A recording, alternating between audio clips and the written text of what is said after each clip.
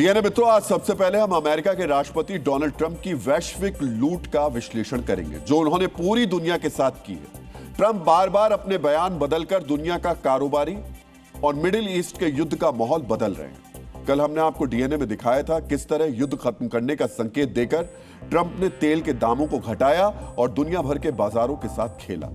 लेकिन जब दुनिया उनके बहुप्रतीक्षित संबोधन में युद्ध खत्म करने की तारीख के ऐलान की उम्मीद कर रही थी तो उन्होंने पूरी दुनिया को शॉक दे दिया। इस शॉक का असर तेल बाजार और सोने चांदी की कीमत पर भी पड़ा। आज आपको जानना चाहिए ट्रंप ने कैसे 48 घंटों में अमेरिकी कंपनियों को मुनाफा कमवाया और दुनिया में लूट मचा दी। आज आपके लिए यह जानना भी जरूरी है कि प्रेसिडेंट ट्रंप के संबोधन के फौरन बाद दुनिया में क्या क्या हुआ और अगले 3 हफ्तों के अंदर दुनिया में कैसी आफत आने वाली है। आज आपको यह भी जानना चाहिए कल तक ईरान से निकलने की बात कर रहे ट्रंप ने अचानक अपने वॉर प्लान को क्यों बदल दिया। अब वो ईरान पर जमीनी अटैक के बारे में क्या सोच रहे हैं और ईरान का यूरेनियम हासिल करने के लिए उनके ऑफिस में अब कौन सा नया प्लान तैयार किया गया। लेकिन सबसे पहले हम ट्रंप के उन बयानों को डिकोड करेंगे जिन्होंने दुनिया में उथल पुथल मचा दी। आज सबसे पहले आपको ट्रंप का सबसे बड़ा बयान बहुत ही ध्यान से सुनना चाहिए। मैं आज रात ये कह सकता हूँ कि हम अमेरिका के सभी सैन्य उद्देश्यों को पूरा करने की दिशा में सही रास्ते पर हैं। हम अगले 2 से 3 हफ्तों में ईरान पर बेहद कड़ा हमला करेंगे। हम उन्हें इतनी बुरी तरह नुकसान पहुंचाएंगे कि वे पाषाण युग में वापस चले जाएंगे जहां उनके मुताबिक उन्हें होना चाहिए। ऑपरेशन एपिक फ्यूरी जारी रहेगा। मित्रों, ट्रंप ने कहा वो अगले 2-3 हफ्तों में ईरान पर बहुत जोरदार हमला करेंगे। इसका मतलब साफ है, युद्ध खत्म नहीं हुआ बल्कि अगले कुछ दिनों में और ज्यादा भयंकर होने जा रहा है। मिडिल ईस्ट में इस युद्ध से और बड़ी तबाही होगी। ट्रंप ने अपने संबोधन में कहा अमेरिका को हॉर्मुज के रास्ते की कोई जरूरत नहीं है। इसे खुलवाने की जिम्मेदारी वो देश लें जो इसका इस्तेमाल करते हैं। मित्रों, इसका सीधा मतलब है हॉर्मुज का रास्ता नहीं खुलेगा और दुनिया का तेल संकट बरकरार रहेगा। ट्रंप ने कहा हमने ईरान की न्यूक्लियर साइट्स को पूरी तरह नष्ट कर दिया है, फिर भी ईरान दूसरी जगह पे प्रोग्राम चला रहा था। हम परमाणु मामलों में ईरान पर भरोसा नहीं कर सकते। इसका मतलब साफ है, ट्रंप ईरान का संवर्धित यूरेनियम हासिल करने की कोशिश कर सकते हैं। मित्रों, ट्रंप ने युद्ध में इजराइल, सऊदी अरब, यूएई, कतर और कुवैत जैसे सहयोगी देशों को धन्यवाद कहा और उनकी सुरक्षा की गारंटी भी ली। इसका मतलब साफ है, बयान के बावजूद ईरान से बाहर नहीं निकलने के फैसले के पीछे इन देशों का दबाव भी काम कर रहा है। आप ट्रंप के इस संबोधन को सुनकर यह भी सोच रहे होंगे आखिर ट्रंप ने देश के नाम संबोधन में ऐसी कौन सी बात बोल दी जो वो रोजाना होने वाली प्रेस कॉन्फ्रेंस में नहीं बता सकते थे। 48 घंटे में ऐसा क्या हो गया कि ट्रंप को अमेरिका को संबोधित करने की जरूरत पड़ गई। मित्रों, सच्चाई यही है, ट्रंप का यह संबोधन अमेरिकी लोगों के लिए नहीं था। यह संबोधन दुनिया को लूटने और अपनी जेब भरने के लिए था। आज आपको यह भी समझना चाहिए ट्रंप के इस संबोधन के बाद दुनिया को कितना बड़ा शॉक लगा और संबोधन के ठीक बाद दुनिया में क्या क्या हुआ। मित्रों, ट्रंप के संबोधन का सबसे पहला और बड़ा असर तेल के दाम पर हुआ। युद्ध खत्म होने के संकेत के बाद इंटरनेशनल मार्केट में क्रूड का दाम $98 प्रति बैरल तक पहुंच गया था। लेकिन ट्रंप के युद्ध जारी रखने के बयान के बाद यह बढ़कर $106 प्रति बैरल तक पहुंच गया। ट्रंप ने अपने बयान में ईरान की मिसाइल पावर को 90% तक खत्म करने की बात कही। लेकिन ट्रंप का बयान खत्म होते ही ईरान ने इजराइल और मिडिल ईस्ट के देशों पर मिसाइलों की बौछार कर दी। यानी ट्रंप के बयानों को मिसाइल स्ट्राइक से झूठा साबित करने की कोशिश की। इस भीषण मिसाइल हमले को आप मिडिल ईस्ट में बहुत खतरनाक होने जा रही वॉर का ट्रेलर भी कह सकते हैं। मित्रों, ट्रंप के युद्ध जारी रखने वाले बयान का असर बाजार पर भी पड़ा। डाउ जोन्स फ्यूचर बाजार ट्रंप के भाषण के फौरन बाद 500 पॉइंट्स गिर गया। मित्रों, जिस वक्त ट्रंप भाषण दे रहे थे उस वक्त अमेरिकी बाजार बंद हो गए थे, लेकिन फ्यूचर बाजार में ट्रेडिंग हो रही थी। फ्यूचर बाजार में गिरावट यही संकेत देती है बाजार में गिरावट होगी और अमेरिका का बाजार खुलते ही 600 पॉइंट्स गिर गया। ट्रंप के बयान के बाद एशिया और यूरोप के बाजारों में बड़ी गिरावट देखी गई। जापान, दक्षिण कोरिया और यूरोपीय बाजारों के सूचकांक लाल हो गए। जापान के शेयर बाजार के सूचकांक निकेई में 2.4% की गिरावट हुई, जिससे निवेशकों के $144 बिलियन यानी लगभग 12 लाख करोड़ रुपए डूब गए। साउथ कोरिया के कोस्पी में 4.7% की गिरावट हुई। यहां पर निवेशकों को $85 बिलियन यानी लगभग 7 लाख करोड़ रुपए का नुकसान हुआ। सोचिए, बयान अमेरिका में ट्रंप ने दिया और लुट गए जापान और साउथ कोरिया के निवेशक। यह दुनिया के ज्यादातर निवेशकों के लिए और देशों के लिए बड़ा धक्का था। इस बयान के बाद चीन ने अमेरिका और ईरान से फौरन जंग बंद करने की मांग की। मित्रों, दुनिया के तमाम देश अमेरिका की तरफ देख रहे हैं। दुनिया चाहती है युद्ध जल्दी खत्म हो ताकि तेल और गैस संकट से दुनिया उबर सके, लेकिन ट्रंप ईरान को पाषाण काल में भेजने की तैयारी कर रहे हैं और आज ट्रंप की तैयारी के 2 नए सबूत भी दिखाई दिए। हमने आपको कल डीएनए में दिखाया था किस तरह ट्रंप मिडिल ईस्ट में सैनिकों और युद्धपोतों की संख्या बढ़ा रहे हैं, और आज यानी ट्रंप के संबोधन के ठीक बाद अमेरिका के एक B-52 बॉम्बर का वीडियो सामने आया। ये बॉम्बर बमों से लैस था और ब्रिटेन के लेकिन हीथ बेस से उड़ान भरकर ईरान की ओर जा रहा है। यानी जो कुछ ट्रंप कह रहे हैं वो सचमुच उसे करने का इरादा रखते हैं। मित्रों, अमेरिकी तैयारी का आज एक और सबूत दिखाई दिया जिसने दुनिया के रणनीतिक विश्लेषक जो हैं उनकी चिंताओं को और बढ़ा दिया है। जिस लेकिन हीथ बेस से बमों से लोड B-52 बॉम्बर ने उड़ान भरी, ब्रिटेन के उसी बेस पर अमेरिका के 12 से ज्यादा A-10C थंडरबोल्ट विमानों ने लैंडिंग की। इन विमानों को टैंक बस्टर कहा जाता है। ये विमान मिशिगन एयर नेशनल गार्ड से आए हैं, जहां अमेरिका की 107वीं फाइटर स्क्वाड्रन तैनात है। अब ये विमान ईरान पर चल रही अमेरिकी कार्रवाई में हिस्सा लेने मिडिल ईस्ट जा रहे हैं। इस बेस पर इन विमानों को रिफ्यूलिंग और रेस्ट के लिए रोका गया। आज आपको जानना चाहिए इन विमानों का ईरान युद्ध में हिस्सा लेना क्यों दुनिया के लिए डराने वाली खबर है। मित्रों, A-10 थंडरबोल्ट एक क्लोज एयर सपोर्ट और ग्राउंड अटैक एयरक्राफ्ट है, जिसका इस्तेमाल खासतौर पर टैंक और भारी बख्तरबंद वाहनों को नष्ट करने के लिए किया जाता है। इसमें 30 mm GAU-8 एवेंजर गन है जो 1 मिनट में 3900 राउंड फायर कर सकती है। यह बहुत मजबूत और नीची उड़ान भरने में सक्षम विमान है जो जमीनी सैनिकों को सीधा सपोर्ट देता है। सोचिए, जमीनी सैनिकों को सपोर्ट देने वाले, टैंकों और बख्तरबंद वाहनों को नष्ट करने वाले विमान इतनी बड़ी संख्या में ईरान के पास क्यों भेजे जा रहे हैं? ये सारे संकेत ईरान में अमेरिका के ग्राउंड अटैक की तैयारी से जुड़ते दिखाई दे रहे हैं, क्योंकि अमेरिका को सिर्फ हवाई हमले करने होते तो F-15, F-16, F-35 या B-52 जैसे विमान ज्यादा इस्तेमाल होते।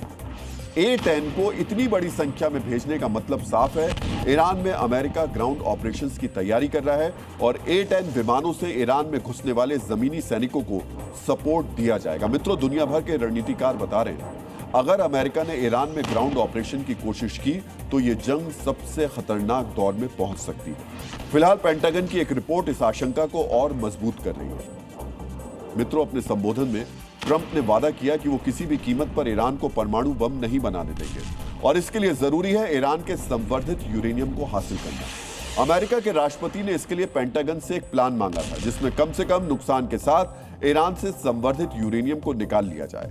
अब पेंटागन ने अमेरिकी राष्ट्रपति को यह रिपोर्ट सौंप दी है।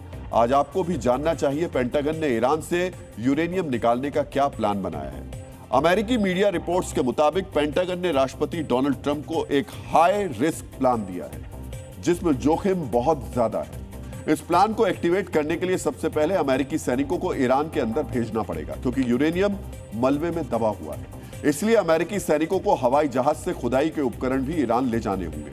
सैनिकों को न्यूक्लियर साइट के पास एक अस्थायी रनवे बनाना होगा ताकि भारी माल ढोने वाले कार्गो प्लेन उतारे जा सके।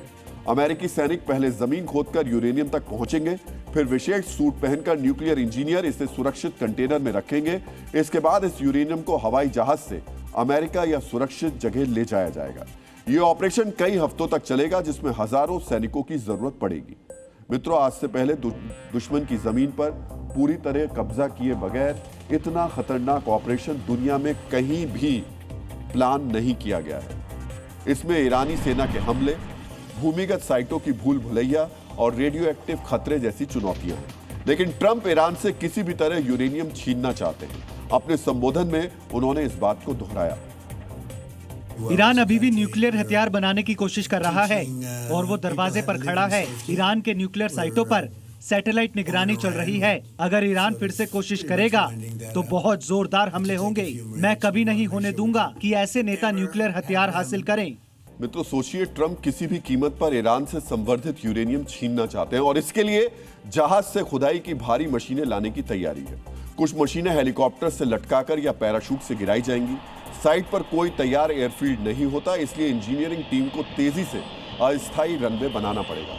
ये रनवे C-17 या C-130 जैसे बड़े विमानों के उतरने और उड़ान भरने लायक होना चाहिए। इस दौरान अमेरिकी सैनिक ईरान की जमीन पर कई दिन तक रहेंगे, यानी ईरानी मिसाइल, ड्रोन या IRGC के कमांडो उन पर हमला भी कर सकते हैं। सोचिए इन परिस्थितियों में अमेरिका कितनी तैयारियों के साथ ईरान में उतरने वाला है, लेकिन ईरान भी इसके लिए तैयार है।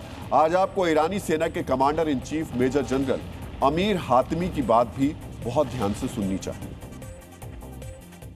हमारे देश से युद्ध का साया हटना ही चाहिए और हर किसी के लिए सुरक्षा सुनिश्चित होनी चाहिए, क्योंकि ये बिल्कुल भी स्वीकार्य नहीं है कि कुछ जगहें तो सुरक्षित हों लेकिन हमारे अपने लोग सुरक्षित ना हों। यदि दुश्मन जमीनी हमले की कोशिश करता है तो एक भी व्यक्ति जिंदा बचकर नहीं निकलना चाहिए। मित्रों, सुना आपने, अगर अमेरिकी सैनिक ईरान के अंदर घुसे तो ईरान सेना के इरादे कितने खतरनाक हैं।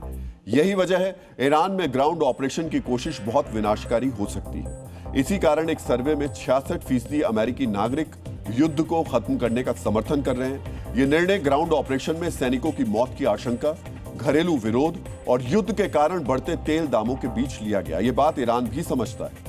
घरेलू दबाव से ही ट्रंप पीछे हटेंगे, इसलिए ईरान के राष्ट्रपति मसूद पेजेश्कियन ने अमेरिकी लोगों को एक चिट्ठी लिखी है जिसमें कहा गया है कि ईरान युद्ध नहीं चाहता और यह जंग अमेरिका ने उस पर थोपी है।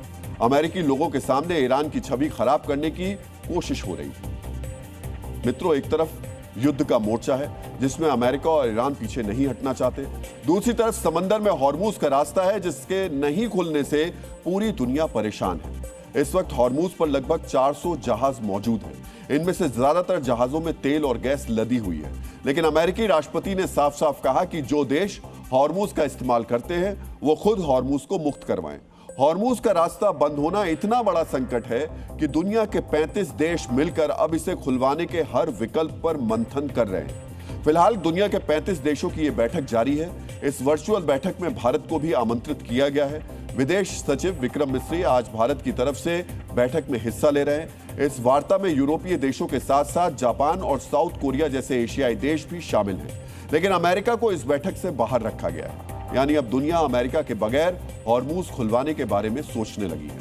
मित्रों, ये कोशिश इसलिए भी शुरू की गई है क्योंकि ट्रंप के मुताबिक ये युद्ध 2 से 3 हफ्ते और चला तो दुनिया की कई अर्थव्यवस्थाएं करहाने लगेंगी। एशिया और यूरोप के वो देश सबसे ज्यादा प्रभावित होंगे जिनके तेल और गैस का आयात हॉर्मूज से होता है। युद्ध जारी रहने से कच्चे तेल की कीमत $120 प्रति बैरल तक चली जाएगी, जिससे दुनिया में महंगाई और आर्थिक मंदी का खतरा पैदा हो जाएगा। दुनिया भर के शेयर बाजारों में गिरावट से निवेशकों को बड़ा नुकसान उठाना पड़ेगा। यूरोपीय और एशियाई देशों में तेल और गैस की किल्लत से उद्योग ठप हो सकते हैं। कई देशों में लॉकडाउन जैसी स्थिति बन सकती है। युद्ध बढ़ा तो डॉलर और मजबूत होगा, जिससे भारत, ब्राजील जैसी उभरती अर्थव्यवस्थाओं की मुद्रा पर खतरा बढ़ेगा। भारत करीब 85% तेल आयात करता है। युद्ध लंबा खिंचने से भारत का तेल आयात बिल बढ़ेगा, जिससे डॉलर के मुकाबले रुपया और कमजोर हो सकता है। यानी दुनिया युद्ध के साइड इफेक्ट झेलेगी, लेकिन बयान देकर युद्ध का माहौल बनाने वाले ट्रंप और अमेरिका मुनाफा कमाएंगे, जैसा उन्होंने पिछले 48 घंटे में किया है। आज आपको इसके बारे में भी जानना चाहिए।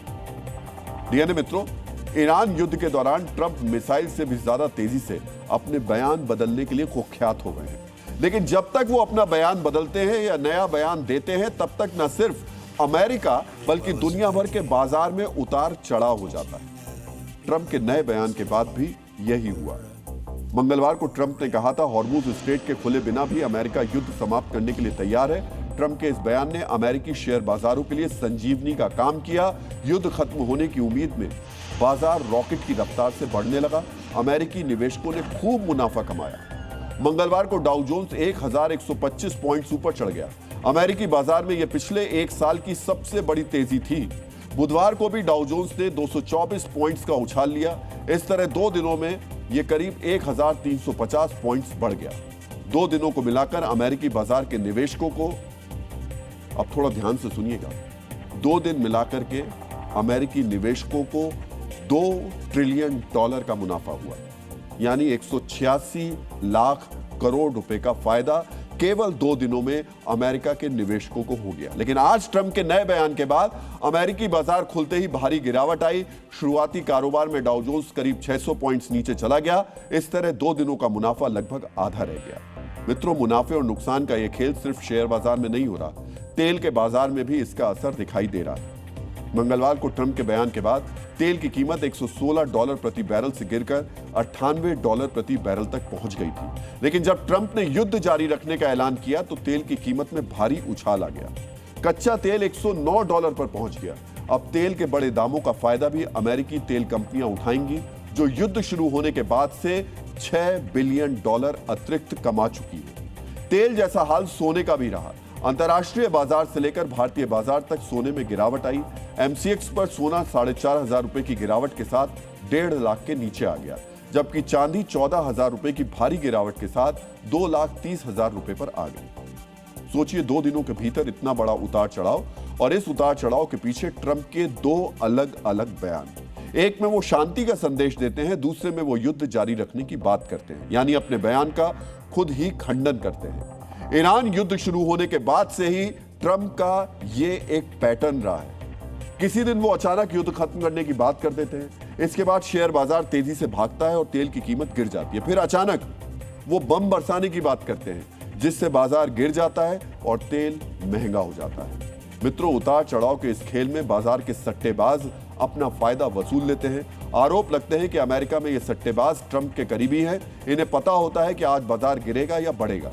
पिछले हफ्ते भी ट्रंप ने यही किया था, जिसके बाद अमेरिका में उनके खिलाफ इनसाइडर ट्रेडिंग को लेकर जांच की मांग जोर पकड़ने लगी थी। ट्रंप के इन बयानों की वजह से नोबेल पुरस्कार विजेता अर्थशास्त्री पॉल क्रूगमैन ने ट्रंप पर गंभीर आरोप लगाए हैं। पॉल क्रूगमैन के मुताबिक ट्रंप के करीबी लोगों ने ईरान युद्ध के दौरान बाजार की जानकारी का गलत इस्तेमाल करके भारी मुनाफा कमाया है। पॉल क्रूगमैन ने इसे देशद्रोह बताया। यहां तक कि ईरान के नेता भी ट्रंप की इस चाल को समझ गए हैं। ईरान की संसद के अध्यक्ष बाकेर गालिबाफ से जब ट्रंप के बयान को लेकर पूछा गया तो उन्होंने भी कहा कि ट्रंप बाजार में उछाल लाने और मुनाफाखोरी के लिए इस तरीके के बयान देते हैं। मित्रों, ट्रंप के इस बयान का असर सिर्फ अमेरिका तक नहीं होता, भारत समेत पूरी दुनिया इससे प्रभावित होती है। अब जब ट्रंप 3 हफ्ते युद्ध जारी रखने की बात कर रहे हैं तो निवेशकों को संभल कर रहना चाहिए। ऐसा ना हो कि जल्दबाजी में निवेशक नुकसान उठाकर निकल जाएं और उसके फौरन बाद ट्रंप एक बार फिर युद्ध खत्म करने का बयान देकर बाजार में तेजी ला दें। डीएनए मित्रों, अपने बयानों से मुनाफा कमाने वाले ट्रंप ने जाने अनजाने अपने सबसे बड़े दुश्मन ईरान का जबरदस्त फायदा करा दिया है। यानी ट्रंप की वजह से दुनिया नुकसान में है, लेकिन ईरान फायदे में है। फायदा भी थोड़ा बहुत नहीं है, बल्कि $500 अरब का। यानी मित्रों, $500 अरब भारतीय रुपए में 46 लाख करोड़ रुपए के बराबर है। यानी इतनी बड़ी रकम जितनी ईरान की इकोनॉमी भी नहीं है। ईरान की अर्थव्यवस्था सिर्फ $375 अरब की है, लेकिन उसे फायदा $500 अरब से ज्यादा होने जा रहा है। जब ट्रंप ने ईरान पर हमले का फैसला लिया होगा तब उन्होंने ये सोचा भी नहीं होगा कि वो ईरान को इतना बड़ा खजाना दे देंगे। लेकिन मौजूदा परिस्थितियों में ऐसा ही लग रहा है, जब तक अमेरिका युद्ध से वापस निकलने का फैसला लेगा तब तक ईरान इस खजाने से नियमित रूप से पैसा निकालना शुरू कर भी देगा। हम ये ऐसा क्यों कह रहे हैं, इसके पीछे क्या गणित है, ये भी आपको जानना चाहिए। मौजूदा हालात में यह तय लग रहा है कि हॉर्मुज स्ट्रेट पर ईरान का कब्जा बना रहेगा। ट्रंप ने भी इससे कदम पीछे खींच लिए हैं। जिस हॉर्मुज स्ट्रेट से दुनिया भर के जहाज मुफ्त में गुजरते थे, वहां अब बदले हालात में ईरान ने टोल वसूलना शुरू कर दिया है। इसे अपनी आमदनी का जरिया बना लिया है। ईरान की संसद ने एक नया कानून पारित किया है, जिसके तहत इस रास्ते से गुजरने वाले जहाजों पर टोल लगाया गया है। रिपोर्ट्स के मुताबिक ईरान हॉर्मुज स्ट्रेट से गुजरने वाले जहाज से $20 लाख टोल के रूप में ले रहा है, यानी लगभग 18 करोड़ रुपए एक जहाज से वसूले जा रहे हैं। युद्ध शुरू होने से पहले लगभग 150 जहाज हॉर्मुज से रोज गुजरते थे। इस तरह ईरान टोल लगाकर हर रोज $300 मिलियन वसूलेगा। इस हिसाब से ईरान महीने में $9 अरब और साल में $110 अरब की कमाई करेगा। सोचिए, $110 अरब सालाना की कमाई सिर्फ टोल वसूली से होगी। लेकिन ईरान कमाई के दूसरे तरीके पर भी विचार कर रहा है। हॉर्मुज स्ट्रेट से मुख्य रूप से खाड़ी देशों का तेल व्यापार होता है। वो खाड़ी देश जिन पर ईरान इजराइल से भी ज्यादा मिसाइलें दाग रहा है। वो खाड़ी देश जो किसी भी कीमत पर नहीं चाहते कि अमेरिका युद्ध से बाहर निकल जाए। खाड़ी देशों और ईरान के बीच की दुश्मनी इस युद्ध ने और बढ़ा दी है। ऐसे में ईरान इन खाड़ी देशों से युद्ध की पूरी कीमत वसूलेगा। ईरान हॉर्मुज स्ट्रेट से तेल आयात करने वाले देशों से टोल ले रहा है, तो वो निर्यात करने वाले देशों से भी पैसा वसूलेगा।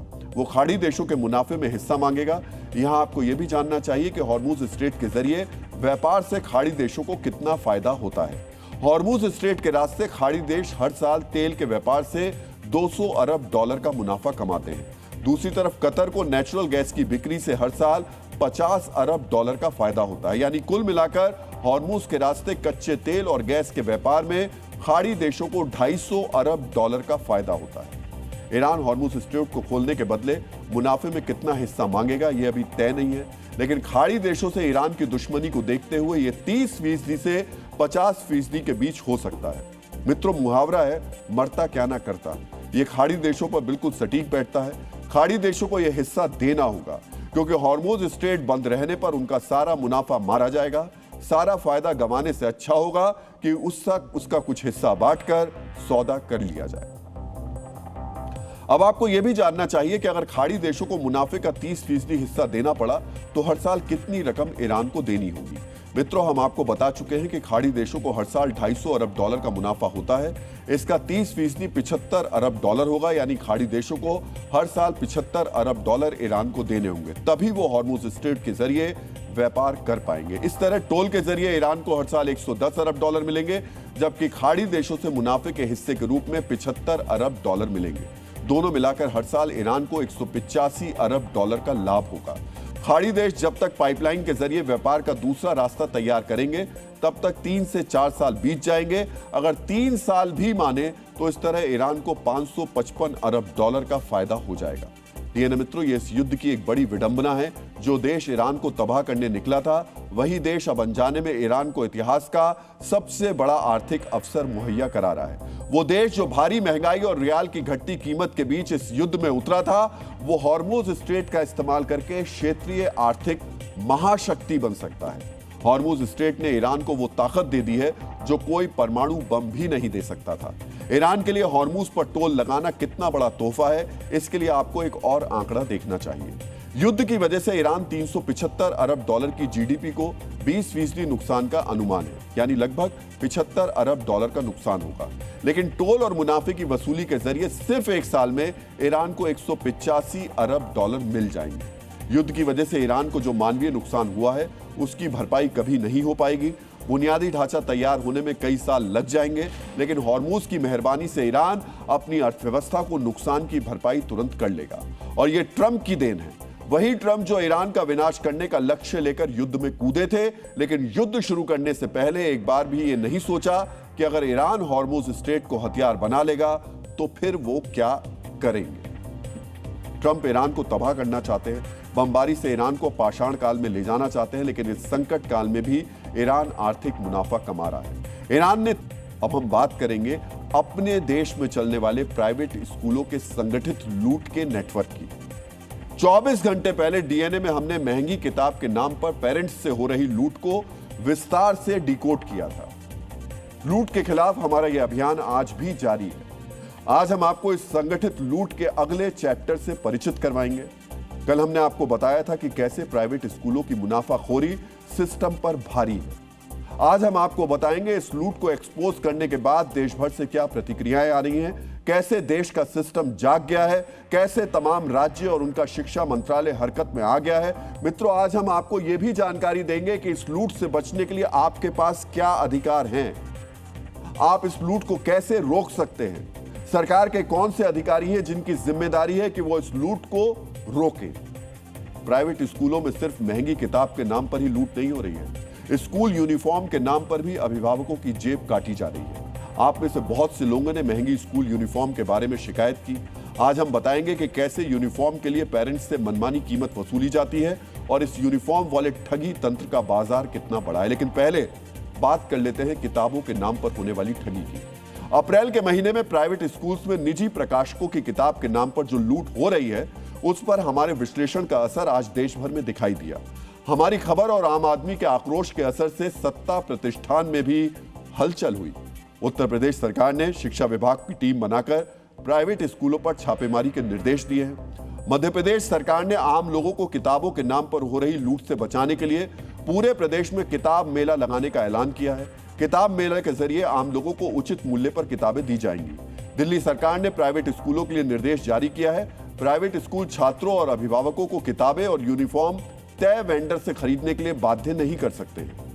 आम अभिभावक की परेशानी, संगठित लूट वाले सिस्टम के खिलाफ उसके आक्रोश की आवाज केंद्र सरकार ने भी सुनी है। केंद्र सरकार ने इस लूट तंत्र के खिलाफ जांच और कार्रवाई की बात कही। प्राइवेट स्कूलों में 500 का 50 रुपीज का जो बुक है वो 500 में बिक रहा है। ये इसके बारे में क्या बोलेंगे? देखेंगे हम क्या कहाँ से बिक रहा है, उसका इंक्वायरी होगा, देखेंगे, जानकारी लूंगी। अगर कोई शिकायत आती है तो ऐसे लोगों के खिलाफ जांच करवाऊंगी और इनको जेल भिजवाऊंगी, क्योंकि इस प्रकार की एनसीईआरटी की किताबों में अगर धांधेबाजी की जाएगी तो ये ठीक नहीं है और इन लोगों को क्षमा नहीं किया जाएगा। विकासखंड स्तर पर किताबों के मेले लगवाने वाले हैं, वो लगा भी रहे हैं हम उसको, और सस्ती दरों पे प्राइवेट स्कूल के बच्चे किताब खरीद सकें, शासकीय स्कूलों बच्चों को मुफ्त में किताबें मिले, समय पे मिले। इस पर मध्य प्रदेश में काफ़ी काम हुआ है। पिछले वर्षों में हमने करोड़ों रुपए की राशि पेरेंट्स के खातों में वापस कराई है और लगातार कार्रवाई करते हैं। अभी भी अगर नकली एनसीईआरटी किताबें कहीं पकड़ी जाती हैं उस पर हम कार्रवाई करते हैं। मित्रों, स्वामी विवेकानंद ने कहा है कि शिक्षा मनुष्य बनाने के लिए है, ना कि धन कमाने की मशीन बनाने के लिए। लेकिन प्राइवेट स्कूलों ने निजी प्रकाशकों के साथ मिलकर शिक्षा तंत्र को धन कमाने और लूट की मशीन बना दिया। आज आपके लिए जानना भी जरूरी है कि स्कूली किताबों को लेकर सरकार का नियम क्या है। आप इस लूट तंत्र से कैसे अपना बचाव कर सकते हैं, हम आपको बताएंगे। लेकिन सबसे पहले हम आपने सजग डीएनए मित्रों का धन्यवाद करेंगे कि प्राइवेट स्कूलों के खिलाफ, लूट तंत्र के खिलाफ हमारा विश्लेषण देखने के बाद काफी संख्या में डीएनए मित्रों ने सोशल मीडिया पर हमें टैग किया, पोस्ट लिखकर यह मुद्दा उठाने के लिए आभार जताया। राष्ट्रीय मानवाधिकार आयोग के सदस्य प्रियांक कानूनगो ने भी पोस्ट लिखकर हमें धन्यवाद कहा। मित्रों, आपके धन्यवाद भरे शब्दों ने हमारी जिम्मेदारी अब और ज्यादा बढ़ा दी है। हम आपको आभार कहेंगे और साथ ही ये भरोसा भी दिलाते हैं कि एक जिम्मेदार मीडिया प्लेटफॉर्म होने का कर्तव्य निभाते हुए हम आम आदमी से जुड़े मुद्दों को जी न्यूज पर उठाते रहेंगे। मित्रों, प्राइवेट स्कूलों में हो रही ठगी के गंभीर मुद्दों को हमारे सजग दर्शकों के साथ साथ जनप्रतिनिधियों ने भी नोटिस किया। कई सांसदों ने कहा कि इसके खिलाफ अब वो आवाज उठाएंगे। जब मैं शिक्षा मंत्री था उत्तर प्रदेश का जी, तो मैंने एक शुल्क नियंत्रण अधिनियम बनाया था जी। उसके अंतर्गत ये कर दिया था जी कि कोई भी जो किताबों का, पुस्तकों का मूल्य जी, जो निर्धारित मूल्य है एनसीईआरटी के, उससे 1 रुपये ज़्यादा नहीं ले सकता। 1 रुपये ज़्यादा किसी को लेने की हिम्मत नहीं थी और अगर कोई लेता है तो उसको सजा थी जी। और मैं समझता हूँ वो नियम आज भी लागू है। मैं कहूँगा कि ऐसे चाहे निजी स्कूल जो भी हों, जो किताबों को काफ़ी महंगे दर पर बेच रहे हैं, जो 50 रुपए की किताब है उसको जा करके 500 रुपये में बेच रहे हैं, जैसे एनसीईआरटी की जो मूल्य है उस रेट पर, निर्धारित मूल्यों पर बेचे। सरकार लगातार प्रयास कर रही है। बाबा साहेब भीमराव अंबेडकर ने कहा है कि शिक्षा का उद्देश्य समाज में समानता और न्याय स्थापित करना है, ना कि इसे केवल अमीरों की वस्तु बनाना है। लेकिन प्राइवेट स्कूलों ने शिक्षा को अमीरों की वस्तु बना दिया। महंगी फीस और महंगी किताब ही नहीं, अभिभावकों को ठगने के लिए स्कूलों ने तरह तरह के स्वयंभू नियमों का आविष्कार किया। मित्रों, ऐसा ही एक नियम है स्कूल यूनिफॉर्म का। आज हमें हजारों अभिभावकों ने मैसेज भेजा और बताया कि यूनिफॉर्म के नाम पर भी ठगी हो रही है। अगर आपके पास इससे जुड़ी और जानकारी है तो आप हमें 9310497453 नंबर पर व्हाट्सएप संदेश के जरिए जानकारी दे सकते हैं। जी न्यूज के सोशल मीडिया पेज पर जाकर आप बता सकते हैं। मित्रों, आज हमें 12,000 से ज्यादा लोगों ने व्हाट्सएप कर अपनी शिकायत साझा की। 12,000 से ज्यादा मैसेज आए। लोगों ने हमें अपनी परेशानियां बताई, प्राइवेट स्कूल्स के लूट की कहानियां बताई। लेकिन इन 12,000 मैसेज में एक मैसेज ऐसा भी था जो घुमा फिराकर इस संगठित लूट का समर्थन कर रहा था। मैसेज भेजने वाले ने खुद को पब्लिशर बताया। बिग वॉल पर हम आपको दिखा देते हैं कि पब्लिशर महोदय ने मैसेज में क्या लिखा।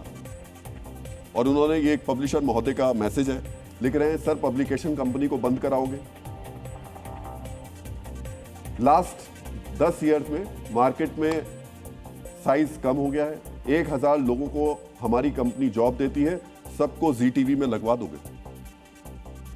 ठीक है, आप 1,000 लोगों को रोजगार देते होंगे, लेकिन इससे 5 करोड़ परिवारों को लूटने का अधिकार नहीं मिलता है।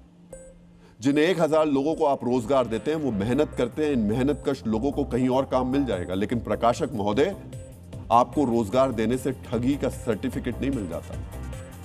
सोचिए कैसे रोजगार को आधार बनाकर अपनी ठगी को वैधता का प्रमाण पत्र दिया जा रहा है। अफसोस ये है, ऐसी सोच वाले लोग भी हमारे बीच में हैं। ये तो महंगी किताबों की बात थी।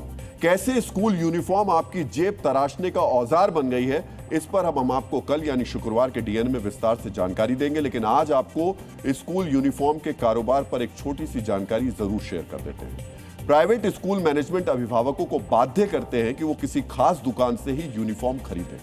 ऐसा इसलिए होता है क्योंकि इसके पीछे भी मुनाफे का गणित और कट सिस्टम वाली व्यवस्था है। आप हर साल जो यूनिफॉर्म अपने बच्चों के लिए खरीदते हैं, पहले समझिए उसका कारोबार कितना बड़ा है। भारत में यूनिफॉर्म मैन्युफैक्चरिंग सेक्टर का कुल कारोबार लगभग 72,000 करोड़ रुपए का है। ग्लोबल स्कूल यूनिफॉर्म मार्केट में भारत दूसरे नंबर पर है। यह मार्केट हर साल करीब 9% की रफ्तार से बढ़ रहा है। मित्रों, जैसा कि हमने आपको कल बताया था कि स्कूलों की फीस शहर के मुताबिक तय होती है, वैसे स्कूलों के यूनिफॉर्म की कीमत भी शहर के हिसाब से ही तय होती है। छोटे शहर में हर छात्र सालाना यूनिफॉर्म पर 2,000 से 4,000 रुपए खर्च करता है। पटना, लखनऊ, भोपाल, जयपुर जैसे शहरों में हर छात्र का यूनिफॉर्म पर खर्च 4,000 से 8,000 रुपए सालाना है। वहीं दिल्ली, मुंबई, चेन्नई जैसे महानगरों में यह खर्च बढ़कर 8 से 15,000 रुपए सालाना हो जाता है। मतलब शहर के हिसाब से स्कूलों के यूनिफॉर्म का दाम भी बढ़ जाता है। सुनिए, महंगी यूनिफॉर्म के नाम पर ठगी के शिकार हो रहे अभिभावक कह क्या रहे। ड्रेस और स्कूल मिला करके 25,000 रुपये खर्च हुआ, ड्रेस और किताब कॉपी मिलाकर। ये 25,000 और फीस अलग है? और फीस अलग है। एक महीने का पूरा बजट हमारे ये कॉपी, किताब, ड्रेस में बिगड़ गया सब। हाँ, ये डकैती हो रही है। हाँ। जनरल जो स्कूल में जाने का ड्रेस होता है, वो ड्रेस की क्या कीमत? वो तो सर पिछली बार 10,000 समथिंग में वो टोटल आया था हमारा। कभी भी है ना उस चीज को वो मानते ही नहीं है स्कूल वाले। ड्रेस देखो तो स्कूल से लो। I think socks and shoes, black shoes है मार्केट में वो 400 रुपये का मिल रहा है, मार्केट बाजार में वो स्कूल में हमें 1,800 रुपये का पे करते हैं। वैसे मिलती है, पेरेंट्स को लेनी भी पड़ती है, इलाज नहीं है ना, उनके पास ऑप्शन नहीं है, बच्चे तो पढ़ाएंगे। मित्रों, भारत के स्कूलों में करीब 25 करोड़ छात्र पढ़ते हैं। 15 करोड़ छात्र सरकारी और करीब 10 करोड़ छात्र प्राइवेट स्कूलों में पढ़ते हैं। अब सोचिए स्कूल यूनिफॉर्म का कारोबार कितना बड़ा है। अब हम आपको बताते हैं कैसे यूनिफॉर्म के नाम पर वसूली का बड़ा हिस्सा प्राइवेट स्कूलों के पास पहुंचता है। यह आपका और हमारा पैसा है, इसलिए इसे बहुत ध्यान से समझिएगा। मित्रों, इस पूरे नेटवर्क में किसको कितना मुनाफा होता है, अब वो समझिए। जो मैन्युफैक्चर यूनिफॉर्म बनाते हैं उन्हें 15% से 25% यानी 100 रुपए में 15 से 25 रुपए तक का मुनाफा होता है। यूनिफॉर्म बेचने वाले दुकानदार का मुनाफा 100 रुपए में 20 से 35 रुपए तक का होता है। लेकिन अगर यही यूनिफॉर्म स्कूल किसी खास वेंडर से बनवा रहा है और आपको किसी खास दुकान से खरीदने के लिए कह रहा है, तो इसमें मुनाफा 100 रुपए में 35 से 60 रुपए तक हो जाता है। जानते हैं स्कूलों का यह मुनाफा आपकी और हमारी जेब से जाता है। अपने मुनाफे को चौगुना करने के लिए स्कूल यूनिफॉर्म पर अपने नाम का लोगो छपवा देते हैं, खास कपड़े की यूनिफॉर्म तय करते हैं। यह सब कुछ इसलिए होता है ताकि आप बाजार से यूनिफॉर्म नहीं खरीद सके और सिर्फ स्कूल से ही यूनिफॉर्म खरीदें, यानी आप कमाएं लेकिन बैंक बैलेंस स्कूलों का बढ़ता जाए। मित्रों, ब्राजील के प्रसिद्ध शिक्षाविद पाउलो फ्रेयर ने कहा है कि शिक्षा को बाजार की वस्तु बना देना मनुष्य की स्वतंत्रता को सीमित करता है। प्राइवेट स्कूल में बच्चे के एडमिशन के साथ ही हमारी स्वतंत्रता सीमित हो जाती है। हम अपनी मेहनत की कमाई का बड़ा हिस्सा इस लालची नेटवर्क को देने के लिए बाध्य हो जाते हैं। अब सवाल ये, क्या इससे बचने का कोई उपाय है? इस ठगी वाले नेटवर्क के खिलाफ आपका कानूनी अधिकार क्या है? इसे समझने के लिए सबसे पहले हमें नियमों को समझना होगा। सीबीएसई से मान्यता प्राप्त स्कूलों के लिए नियम क्या है? पहली से 8वीं कक्षा तक एनसीईआरटी या राज्यों की एजेंसियों की किताबें पढ़ा सकते हैं। यह सलाह दी जाती है कि वो सीबीएसई की किताबें पढ़ाएंगे। इस समझिए, यह सलाह है, स्कूलों के लिए अनिवार्य या बाध्यता नहीं है। दूसरी तरफ 9वीं से 12वीं कक्षा तक एनसीईआरटी की किताबों को ही पढ़ाना अनिवार्य है, यानी छात्रों को सिर्फ एनसीईआरटी की किताबें ही पढ़ाई जाएंगी। अब आपके मन में सवाल होगा कि जब एनसीईआरटी की किताबें अनिवार्य हैं तो प्राइवेट स्कूल प्राइवेट पब्लिशर्स की किताबें कैसे बेच रहे हैं? इसकी वजह है एक अपवाद यह कि जिस विषय में एनसीईआरटी की किताबें नहीं हैं वहां दूसरी किताब पढ़ाई जा सकती है। हालांकि इन किताबों की जानकारी स्कूलों को अपने वेबसाइट पर देनी होगी। और अब जो हम आपको जानकारी दे रहे हैं उस जानकारी को थोड़ा नोट करके रखिए और इस जानकारी को स्कूल से जाकर के पूछिएगा भी। तो जो किताबें यानी कि प्राइवेट बुक्स पब्लिशर्स की बुक्स स्कूल आपके बच्चे को खरीदने के लिए मजबूर कर रहा है, उसकी जानकारी उसे अपने वेबसाइट पर देनी होगी। साथ ही स्कूल के मैनेजर और प्रिंसिपल को यह लिखित में बताना होगा कि वो अतिरिक्त पाठ्य सामग्री इस्तेमाल कर रहे हैं। मित्रों, ध्यान से समझिएगा, सीबीएसई ने प्राइवेट स्कूल्स को छूट दी है। पहली से 8वीं तक एनसीईआरटी की किताबें पढ़ाने की बाध्यता नहीं है, यानी प्राइवेट पब्लिशर्स की किताब पढ़ाई जा सकती है। दूसरी ये कि 9वीं से 12वीं तक सप्लीमेंट्री बुक्स का इस्तेमाल हो सकता है। अब यही वो चोर दरवाजा है जिससे रास्ता बनाकर आम आदमी की जेब काटी जा रही है। ये ठीक है कि एनसीईआरटी ने स्कूलों को कुछ छूट दे रखी है, लेकिन ये लूट की छूट नहीं है। ये 50 रुपए की किताब के बदले 500 रुपए की किताब बेचने की छूट नहीं है। ये छूट छात्रों की सहूलियत के लिए दी गई है, लेकिन स्कूलों ने इस छूट को लूट का रास्ता बना लिया है। मित्रों, सुनिए लूट वाला ये सिस्टम कैसे छात्रों को पढ़ाई से दूर कर रहा है। अंकल, तुम्हारे कितने बच्चे हैं? मेरे सर 2 बच्चे। अच्छा, पढ़ते हैं अभी? जी पढ़ते हैं। किस क्लास में हैं? एक बच्ची है, फर्स्ट में आई है। बेटा है, वो अभी नर्सरी क्लास में एडमिशन कराने जा रहा हूँ उसका। तो अभी सिलेबस ले लिया? सिलेबस सर लेने गया था। मैं गाड़ी चलाता हूँ, ड्राइविंग करता हूँ, सुबह से शाम तक मेहनत करता हूँ। मुझे 15,000 रुपये महीना कमाई होती है। वो पैसे इकट्ठे नहीं हो पाए, उस वजह से मैं ला नहीं पाया। फिर अब क्या करोगे? अब 1 महीने बाद लेके आऊँगा। अब क्या करूँ, मजबूरी है, घर का खर्चा चलाऊँ या बच्चों को पढ़ाऊँ। बच्चों की फीस इतनी महंगी है, किताबें इतनी महंगी हैं, हो नहीं पाता। हमारे एक डीएनए मित्र ने हमको एक ये वीडियो भेजा है। ये एक टैक्सी चालक है जो कि अपना दर्द बता रहे हैं। इनकी आमदनी 15,000 रुपए है और बच्चों की किताब 12,000 रुपए की है। अब इनके बच्चे 1 महीने किताबों से दूर रहेंगे।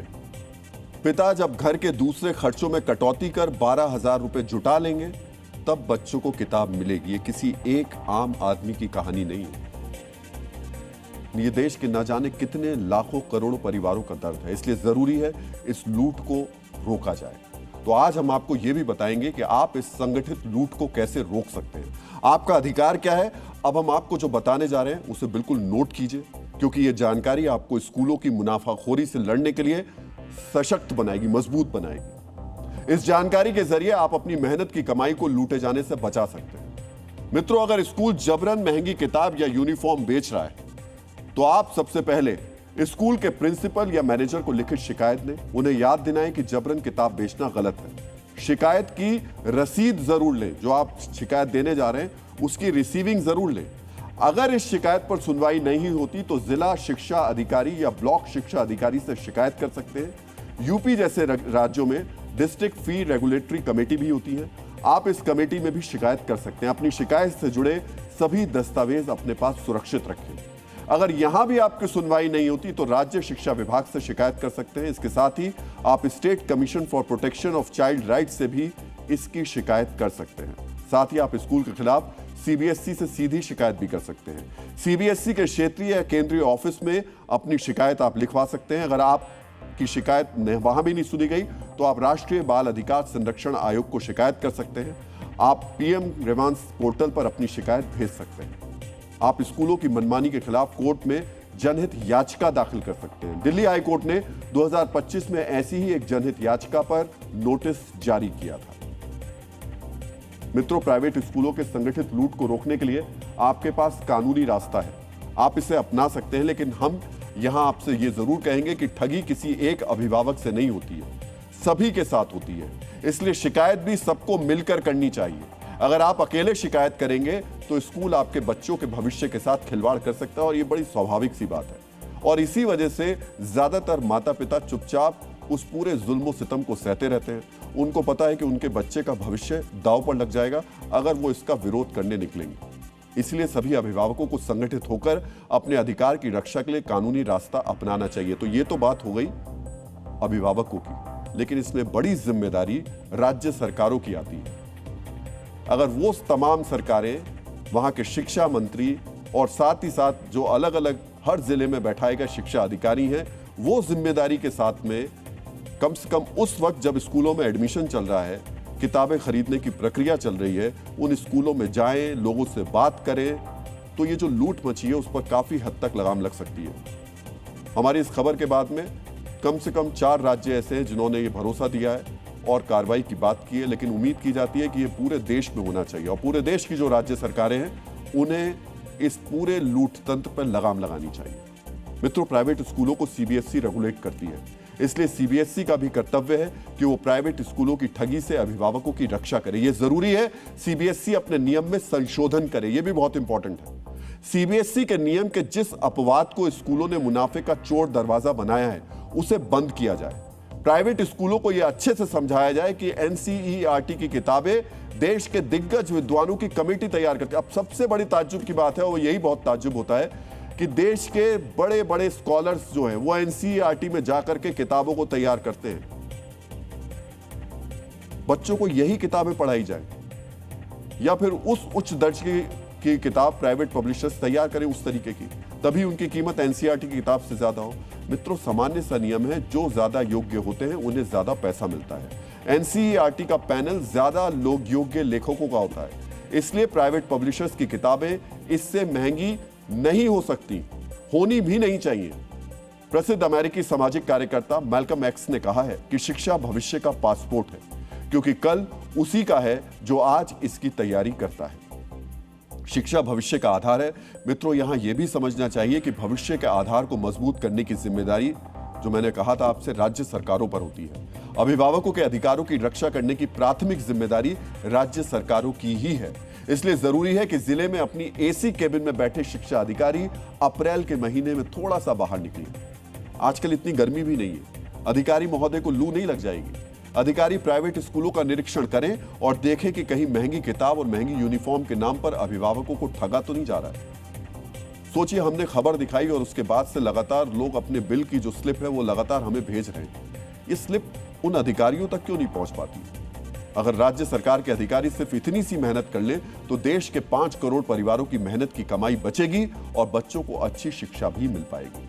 मित्रों, आखिर में हम आपसे फिर से कहेंगे, कल के डीएनए में अब स्कूलों के लूट तंत्र के तीसरे चैप्टर यानी यूनिफॉर्म के नाम पर होने वाली लूट का विश्लेषण विस्तार से करेंगे। अगर आपके पास यूनिफॉर्म के नाम पर हो रही लूट से जुड़ी जानकारी है तो हमारे साथ जरूर शेयर करिए। मित्रों, डीएनए आपका मंच है।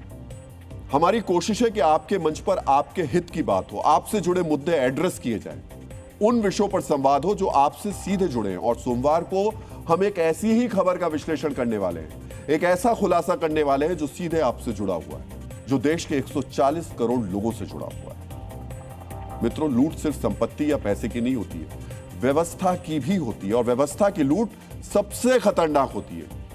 यह खतरनाक लूट हुई है पश्चिम बंगाल में, जहां 7 जजों को अराजक भीड़ ने बंधक बना लिया।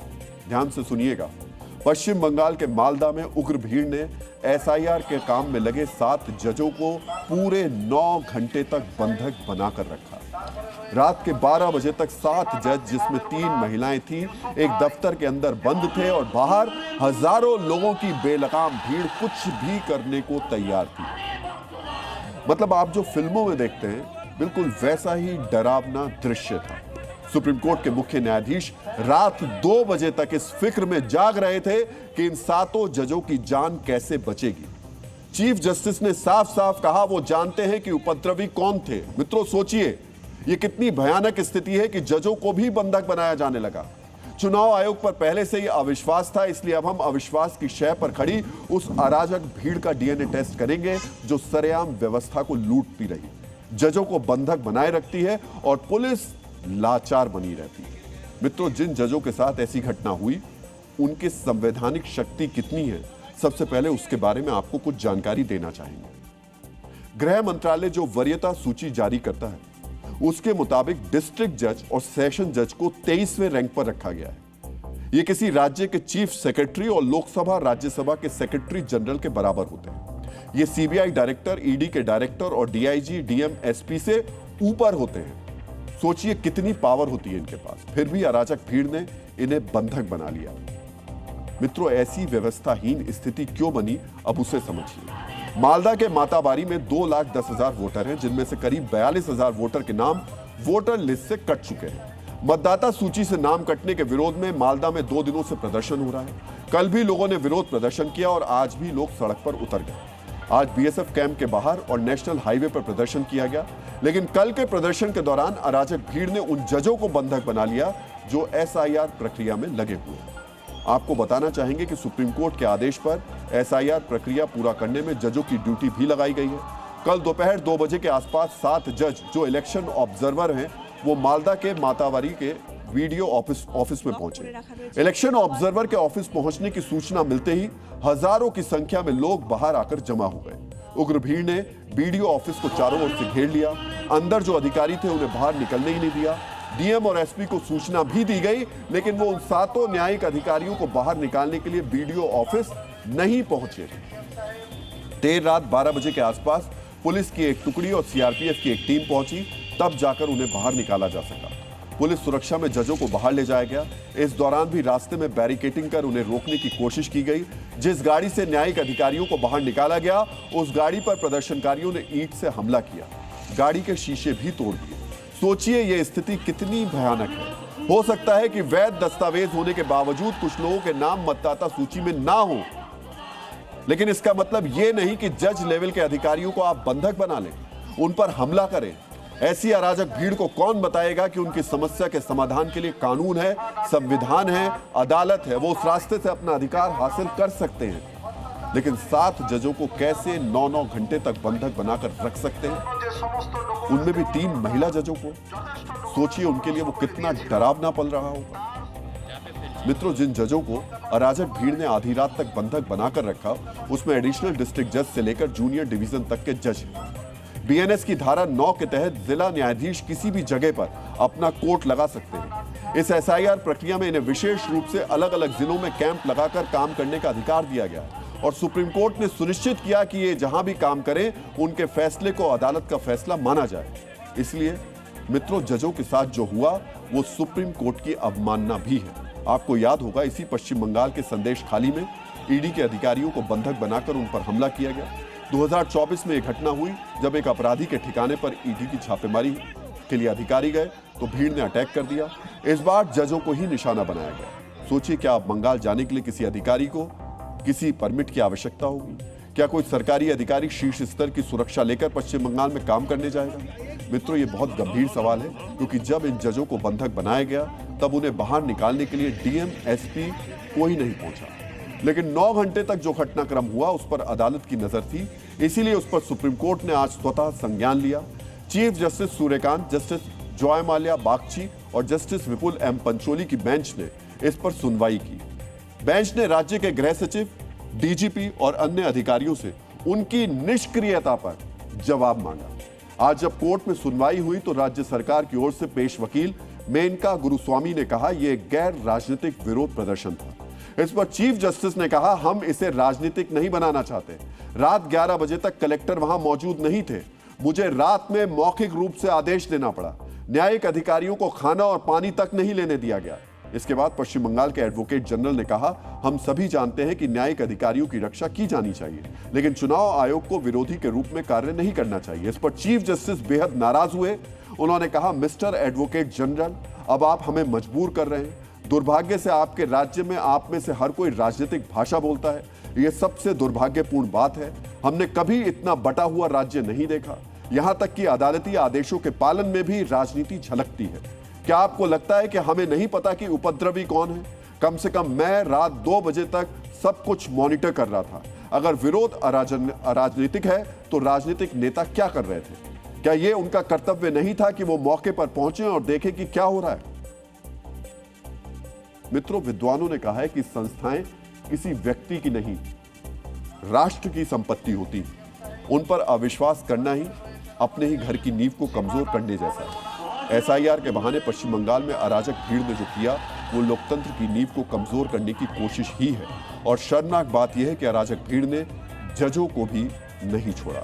अराजकता के कारण एक जज के 5 साल का बच्चा होटल में फंस गया। इसलिए मालदा में जो हुआ उस पर सुप्रीम कोर्ट बहुत नाराज है। चीफ जस्टिस ने कहा, यह घटना न केवल न्यायिक अधिकारियों को डराने धमकाने की कोशिश है, बल्कि यह इस कोर्ट को भी चुनौती देती है। उन्होंने कहा कि एसआईआर प्रक्रिया को बाधित करने की ये एक चाल थी। सुप्रीम कोर्ट ने एसआईआर में शामिल न्यायिक अधिकारियों की सुरक्षा के लिए सीआरपीएफ की तैनाती के आदेश दिए हैं। कोर्ट ने कहा कि जज जहां भी रुकेंगे उनकी सुरक्षा केंद्रीय बल करेंगे। सुप्रीम कोर्ट ने मुख्य सचिव, डीजीपी, जिलाधिकारी और एसएसपी को कारण बताओ नोटिस जारी किया। कोर्ट ने उन अधिकारियों से पूछा कि कलकत्ता हाईकोर्ट के मुख्य न्यायाधीश से मिले पत्र के आधार पर उनके खिलाफ कार्रवाई क्यों न की जाए। चीफ जस्टिस ने कहा, कल जो घटना हुई उसकी जांच चुनाव आयोग, सीबीआई या एनआईए से करवाएं और इस मामले में जांच की रिपोर्ट सीधे सुप्रीम कोर्ट को दी जाए। मित्रों, नई जानकारी यह है कि चुनाव आयोग ने इस मामले में एनआईए जांच के आदेश दे दिए हैं, यानी मालदा में जजों को बंधक बनाए जाने की घटना की जांच अब एनआईए करेगी। मित्रों, बंगाल में जो हुआ उस पर राजनीति भी शुरू हो गई। बीजेपी कह रही है कि ममता बनर्जी की सरकार की शय पर यह सोची समझी साजिश रची गई, लेकिन ममता बनर्जी इसे खारिज कर रही हैं। ममता बनर्जी ने कहा कि लॉ एंड ऑर्डर हमारे हाथ में नहीं है, सब कुछ चुनाव आयोग की देखरेख में हो रहा है, तो सारी जिम्मेदारी उसी की है। हम आपको सुनाते हैं किस तरह जजों के बंधक बनाए जाने पर राजनीति हो गई। इनकी गाड़ियों पर पथराव हुआ, हाथापाई हुई, यह है ममता बनर्जी जी का जंगल राज।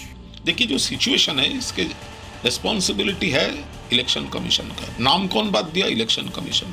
सब खेल इलेक्शन कमीशन खेल रहा है।